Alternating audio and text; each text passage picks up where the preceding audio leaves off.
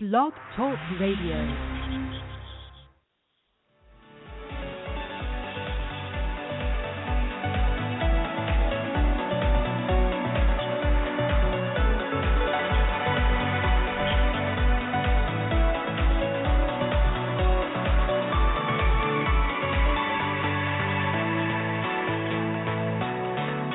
Life is so crazy. You know, I just got back, as many of you know, from India, and by the time you've heard this, I'll have been back a little bit longer. And I found myself, the music was playing, and all of a sudden my head started shaking. And if you've ever been to India, you know that everyone shakes their head there. And in asking them why they shake their head, no one could tell me why. But I just realized I think there has something to do with joy.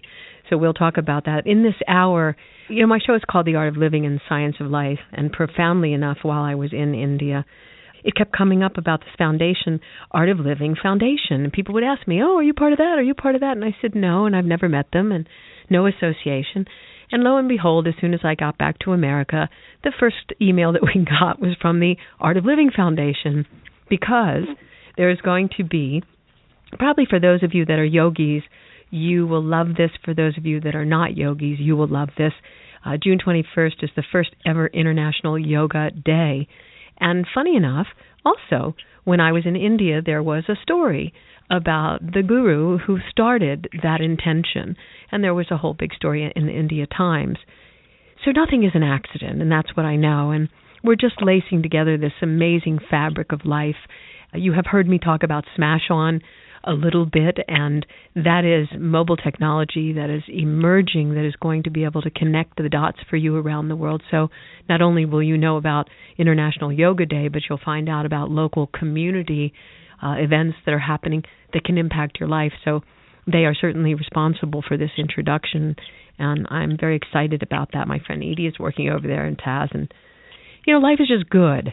So I want to introduce, and if you've never heard our program, it's all about your life, and we intend to navigate it so that we can make your life easier, happier, more fulfilled, and have greater meaning. So let me just tell you about my guest. Dinesh Kashikar is with us from India, a great, great master and scholar of the yoga and ancient Vedic tradition with a deep knowledge and profound understanding of the impact that practice can have in your life and the application if you want to be happy and healthy. And he has impacted literally at this point well into 500,000 people across the globe. And he is part of a senior instructorship at the Art of Living Foundation, which is an international educational NGO, which we'll talk about. I have to say that it's no longer on my bucket list to go to India. It's now on my life plan to spend a year of my life at least in India. So the fact that you're here, Kashiji, is so exciting to me. Fills my heart. Danielle, it's nice for me to be here too. Yeah. It's so nice that I'm on this show that's called The Art of Living, which I've been doing all my life. And it seems, you know, it's kind of sometimes I've titled my show over the years, and every time I've titled it within a period of time, it becomes this statement of life, and then I have to change the title of my show. But this time there's no change because you really have in the foundation, and I'd love you to talk about that, refined that. Tell us about, first of all, the Art of Living Foundation. You know, Danielle, when I was in college, I was searching for something, and I was asking myself, what's the purpose of my life? Why am I here? Who am I? And the Art of Living Foundation gave me the tools to explore myself, to explore this world around me. It enabled me to go deep inside and seek for what I was, what this world was. Now, metaphysical as that might seem, the techniques were very simple. It was based on the breath. When I got in touch with my own mind, with my own being, then I realized there's so much that I can learn about. The outer world is fascinating, but the inner world is so much more fascinating. And that kind of made the whole focus of my life. And that set the pace of my life. And from being a chemical engineer, I turned to inner chemistry. That's what Art of Living did to me. Across the world, Art of Living is present in about 152 countries, and we teach yoga, pranayama, meditation, techniques to handle our own life. I usually like to say in school and college, we learn maths, physics, chemistry, but no one ever teaches us how to handle our own mind. And that's what we do at the Art of Living. We look at the ways in which the mind works, the techniques and the tools to handle it. And once we're able to access these capabilities of the mind, then we can put it to great use. And that's what I would say in a nutshell the Art of Living does. In the words of Sri Sri Ravi Shankar, he says, the purpose of Art of Living is to bring a smile on the face of every person on this planet. Wow, that's a huge goal. But, you know, it's funny, when I was in India, of course, I'm very blonde, if you've never seen me, and I was probably the only blonde in India for 30 days. And I was walking down the street so people would look at me, and it was kind of like, what? And I, you know, live by that of using, you know, what gifts we have, which is our sight, our eyes, our heart, our smile. So I was very friendly, and I was smiling at people and walking down the street, and people were like, whoa, smiling back or just trying to figure out what just happened. And my friend said to me, oh, you mustn't smile at everyone. And I said, really? She said, oh, no, they will take it that you mean something. And I was like, well, I do. So even that concept, you made a statement, and we're going to be also joined, by the way, as another guest on the program in just a moment, Sananda Gadagatu. He's also an instructor and a volunteer at the Art of Living Foundation and has a tremendous background, you know, been there 14 years and has dedicated her life to teaching personal development programs. So we're going to talk more with her about her background and the amazing work she's done in drug recovery and women's shelters in the Silicon Valley area. So one thing I would like to just ask you, Akashaji, is you said what this life is about. So in all this practice and this meditation and breath work and spiritual dimension, what did you come to realize that life is about? For me, I realized that life is not just about eating, sleeping, and just this body. There's something much more to it. I think that realization was something so basic, because till that time I had thought it's just what is physical, it's just the atoms, it's just the food, and it's just the work. But when I started meditating, I realized there's much more to life than that. So more than realizing what life is about, I think I realized what life is not about. And that helped me to change the focus of my life. And what is it not about? I would say it's not about anger, it's not about violence, it's not about all the negative emotions, it's not about the smallness, it's not about me and mine, but it's about us, it's about this universe. There is a consciousness and there is life out there. I started appreciating that there is life not just in me, but in people around me. And that's where I really felt that kind of brotherhood, or that kind of a sense of belongingness, if I would put it that way. And as I travel across the world, I see this reinforced. I see, hey, everyone around the world is part of my family. I have a connection. And just like you said so beautifully, that you could smile at a person on the street, I find that happening with me too. I feel that I can relate to each and every person on this planet, and I feel at home everywhere. And I feel this is what the world needs today, this sense of belongingness, this sense of reaching out, and this sense of transcending our boundaries and saying. And that's why I found that life is all about connectedness, that there is something that is common to each one of us, the humanity, the human values that we all embody. And this is really what I got from this, the whole meditation, the practices that I started following. All right, well, we're going to take a very slow, deep breath and stay with us. This is, it's such a privilege when you meet people from around the world and you realize the commonality and the common things we have in life. But if you've never done yoga, yoga is essential. Like, it's part of the manual. And if you weren't trained early on, there is such a perfect time to start. In Morgan Hill, there will be a festival. It will be the first ever International Yoga Day on June 21st, and we'll talk more about it throughout this hour. The Art of Living Foundation and those that are committed to transformation on the planet. We'll be back.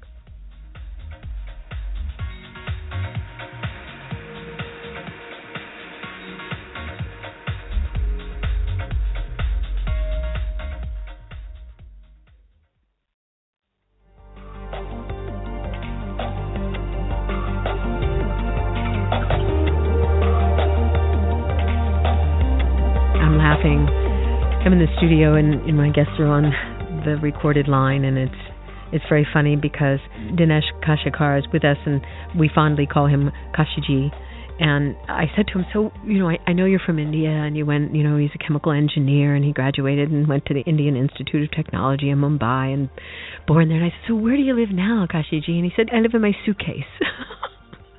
That was actually pretty funny because I can relate to that, and when you get on the plane and they say, put your baggage away as it might fall down on top of you. And isn't that life? Like if you don't put your baggage away, it can fall down back on you. So I want to welcome you.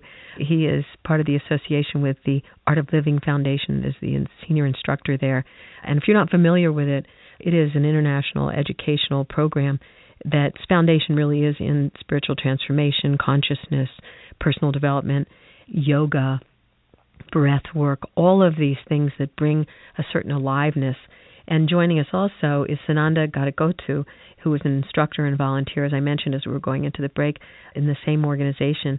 And she's been with the foundation 14 years and has dedicated her life to other people, really, personal development of her own, but really being in service as a teacher, working in some of the hardest areas of life with drug recovery and women's shelters up in the Silicon Valley through her own experiences of life and personal transformation. When you go through a lot, and this in Sunanda, I want to welcome you here along with Kashiji. So welcome to the program. When I was reading your bio and it was talking about your own, kind of personal transformational experiences, what it brought to life as far as your own practical wisdom as a teacher. Can you share your background a bit? Yeah, so I came to the U.S. as a 21-year-old, as a young bride, actually. It was a huge shift for me, coming here, getting to know many things at the same time, the new culture. I also got into a master's program here as soon as I came here. And also just learning to be a householder, which I think I was completely clueless. I felt sort of out of place, and that probably kind of stayed with me for a while. After I completed my education and started working in the industry here, I still felt so there's something missing, that sense of fulfillment. There is something yet to be achieved by me. And stresses of working in the Silicon Valley finally got to me when my kids were very young, about 4 and 5 or so. I started feeling, very stressed out, very drained, and started feeling anxious, sort of experiencing anxiety about things.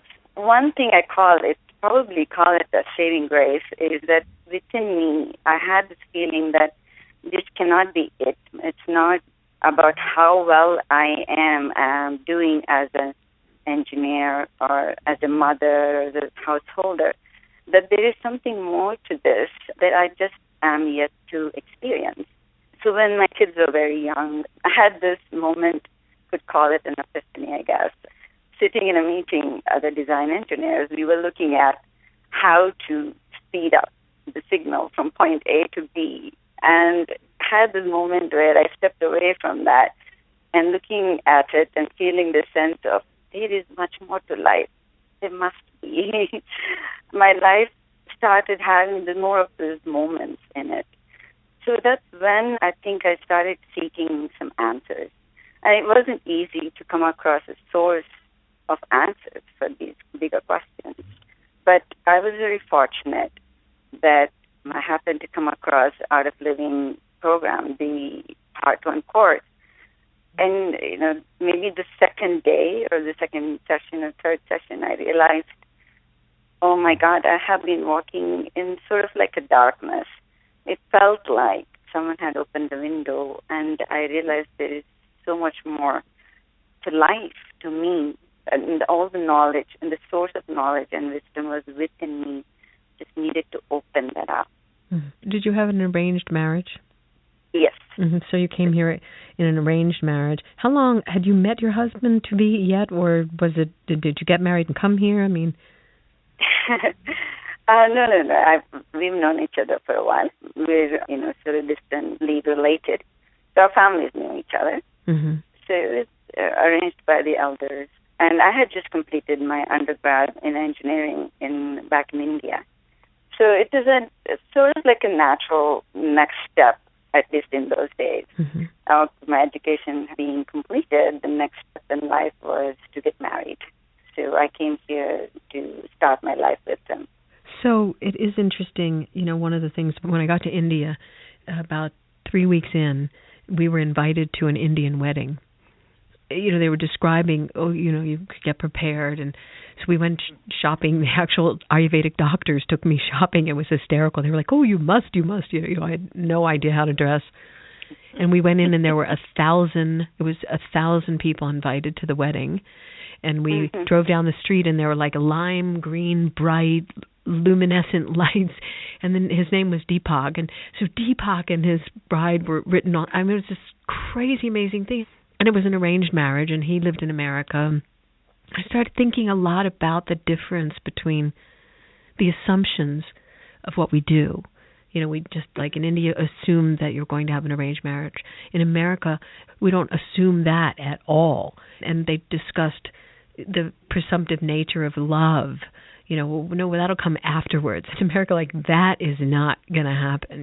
We just have such a different perspective. Like, if I don't love them or I'm not attracted to them. But, so you're programming, as far as the human beingness. But with all that being said, I still find, and you're both, from India and you both are engineers, there is a spiritual content to India and its people. Were you raised to think how you think, or was this transformation that you had to go through the real true activator? But did you have it in your consciousness that there was to some degree something else, or was that just not assumed? From my side, actually, my family did not actually follow any particular spiritual thought or path. In fact, my father was an intellectual. He really pursued his intellectual pursuits, I guess. He was an academician and with a PhD from Cambridge. And somehow in our family, even the simplest and the most precious of rituals and little ceremonies were lost. But I remember even as a small girl that I really wanted that. I wanted to know more. I wanted to learn more. And I had a great grandmother who used to live the life of yoga, the path of yoga. She fascinated me. I used to sit beside her whenever I had a summer break and went to visit my grandparents. I would sit beside her I was just observing her do the prayers and meditate and move her rosary as she meditated. And I would just stare at her and sit beside her and be very content as a very little girl. And so I think it is true that the land there has spirituality imbibed in it. There's no doubt. And perhaps it does show itself in an individual's consciousness. So even though in my own immediate family, I did not have so much of that environment, I grew up yearning for that. I think it stayed with me and kind of blossomed as I came close to my 30s, as I aged to my 20s and 30s. And that's so much a part of it, that inner yearning. And we'll talk more throughout this hour. Obviously, we're going to be sharing the Morgan Hill Yoga Festival, June 21st. We'll tell you more about that. If you're up, I know, in the Northern California area, listening to us, KSRO, and the surrounding places and podcasts, then this will be really easy for you. And anybody else, it's worth the journey. We'll be back.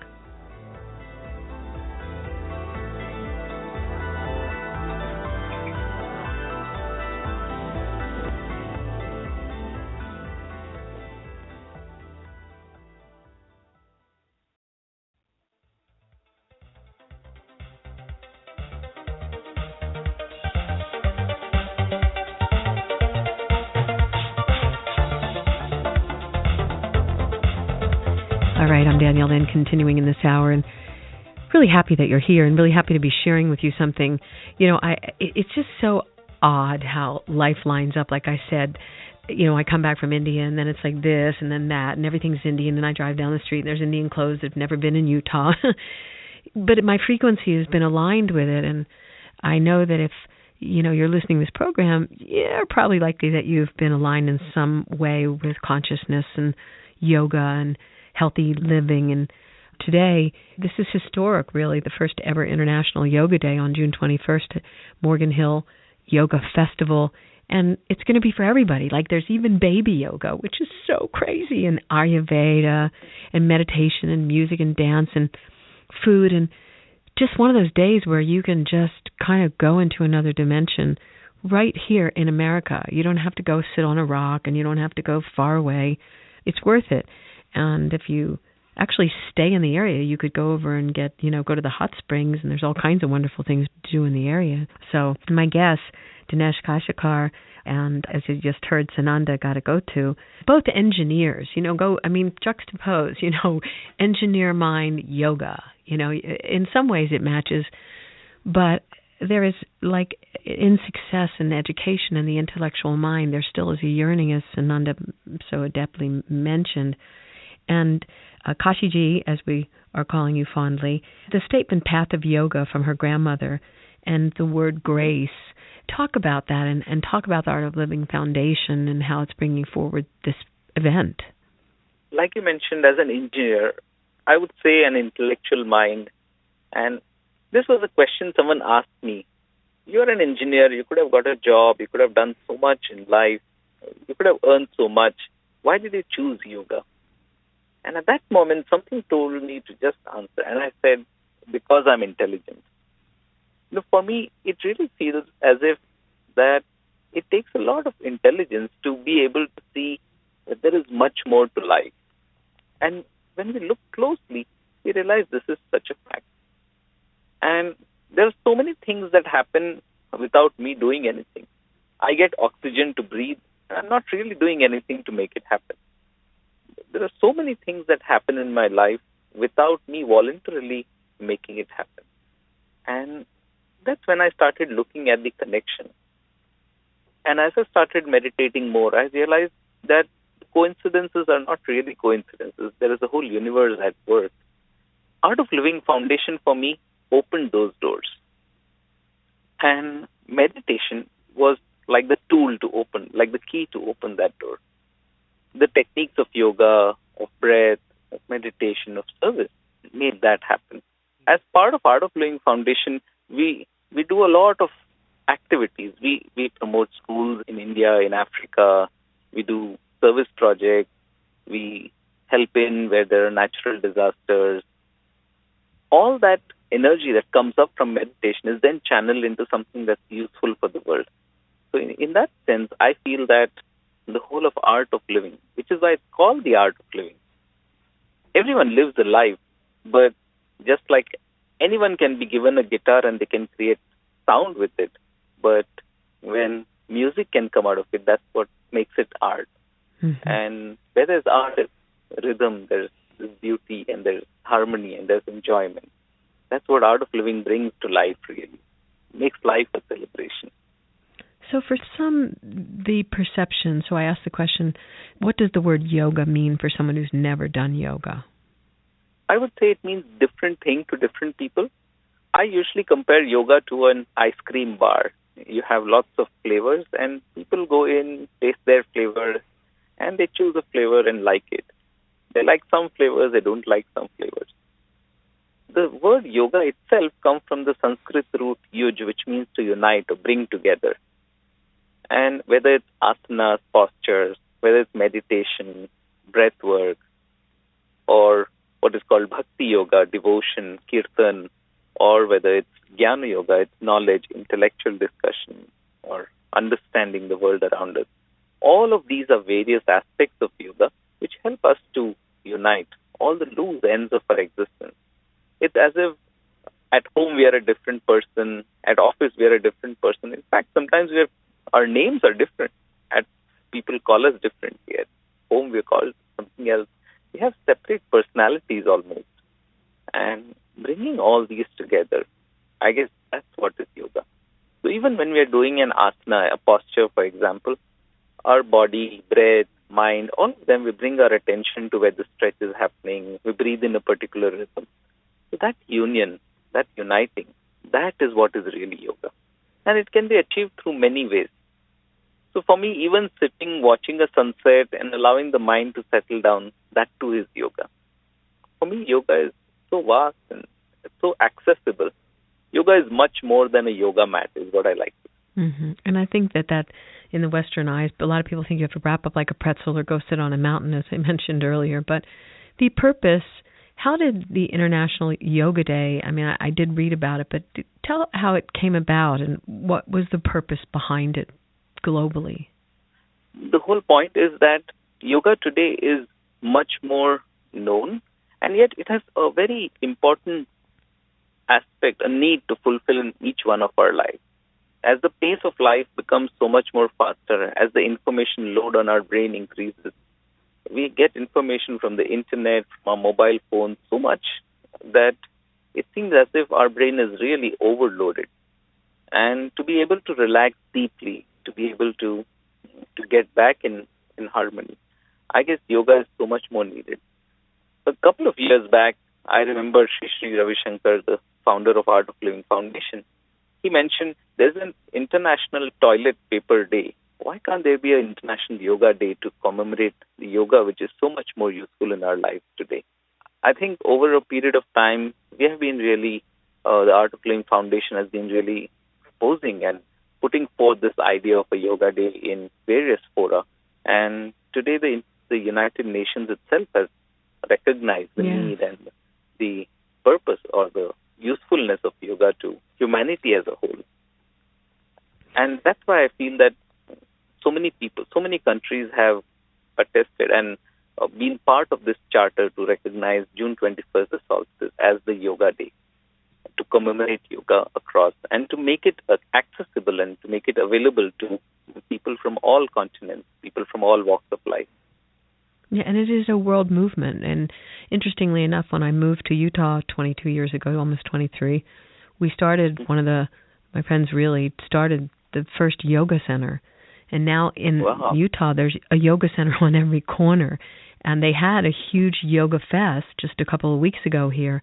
It was astounding, and it just keeps growing. And you know, when the Beatles really kind of ushered in the transcendental meditation movement, and then Deepak Chopra kind of activated it, and then all of the teachers that came from India along those journeys, it's permeated. I think really the next 5 to 10 years is going to be astounding, the impact and the link between India and America. And especially even here, the amount of people that have moved here from India, I think in many ways there's going to be, we have to do something. You use the word unite, but we're in such a catastrophic time emotionally, spiritually. We did a show earlier today on the inflammatory nature of where we are today and people having inflammation, body problems. And yet if you turn around and you look at the news and you just feel, you know, what yoga can decrease, this inflammation state. So maybe, Sananda, you could tell us for the Morgan Hill Yoga Festival, is it more for people that haven't done yoga, or is it for people who are doing yoga already? Just start it, and then we'll take a break, and then we'll come back to that. Just give me a minute here. Right. It is actually two-pronged. It is for everyone. Definitely the mission, and both of you had already mentioned this, that path or the way of life, of living the yogic lifestyle needs to be made accessible to everybody. So the vision behind the festival was that we make it accessible and understandable, actually, to people. To many, it is a form of exercise and nothing more. To many also there who are offering these health and lifestyle choices, yoga is a way of living, and we wanted to bring both of that together. That's perfect. All these organizations and health practitioners and individuals and people who are looking for a healthier lifestyle together and create this understanding of how to live well and how to live well and prosper at the same time. And, and understand that yoga is not some exotic term, or it's not something just for a part of the population. It's for everybody. Mm-hmm. So hold that thought, and we will come back. I'm Danielle Lin.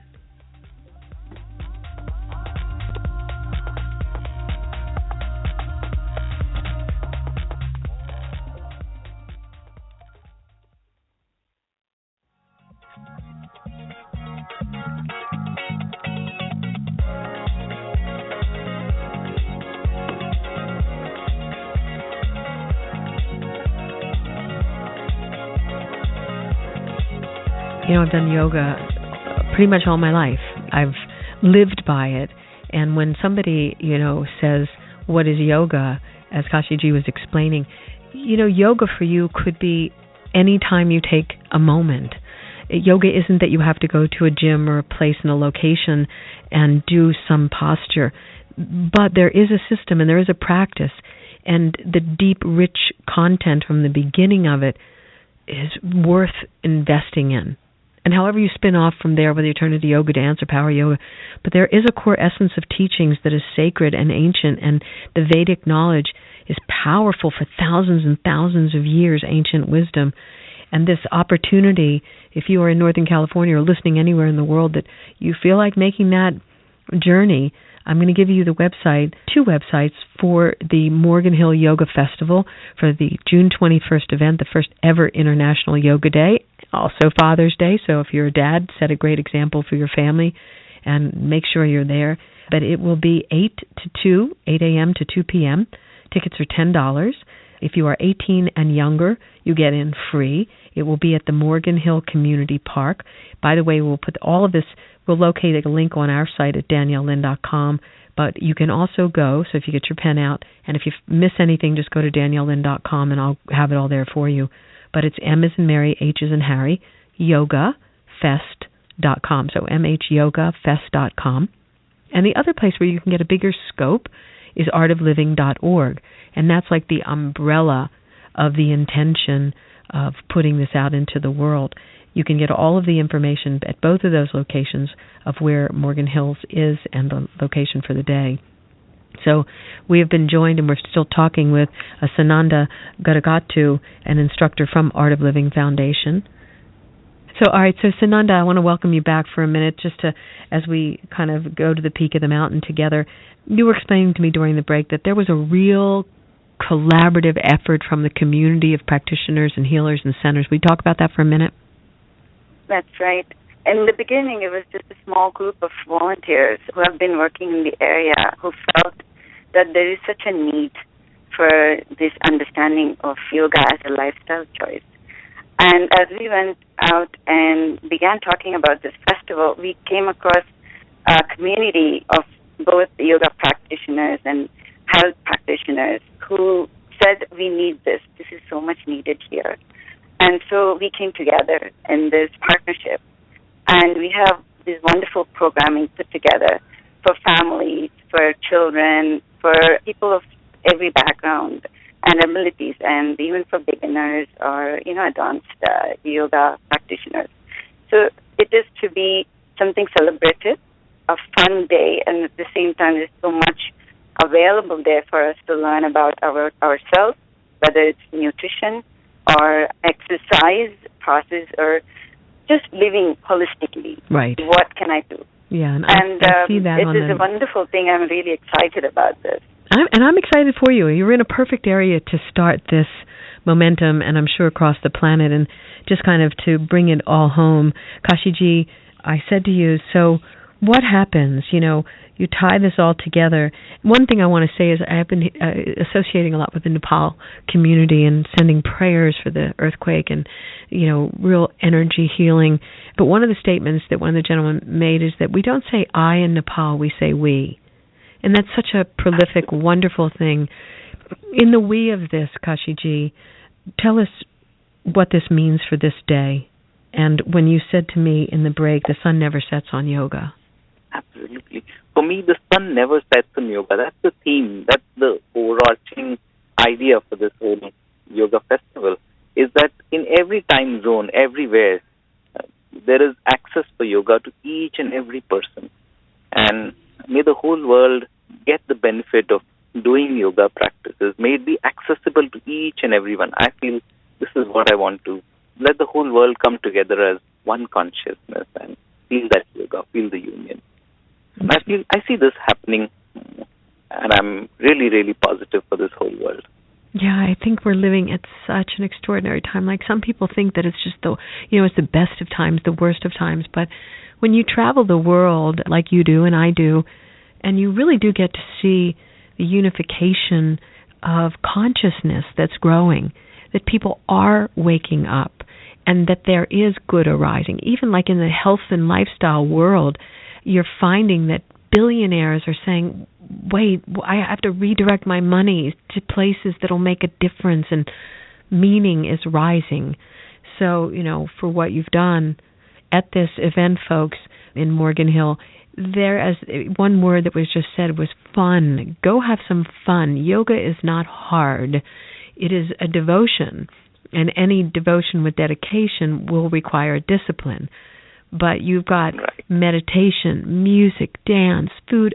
Take your baby. I mean, how cool is that? Like baby yoga. I mean, that's just awesome. And children, right? Don't you see that? The children light up. They love tree pose. Like, how many children have you seen that just, I want to do tree pose?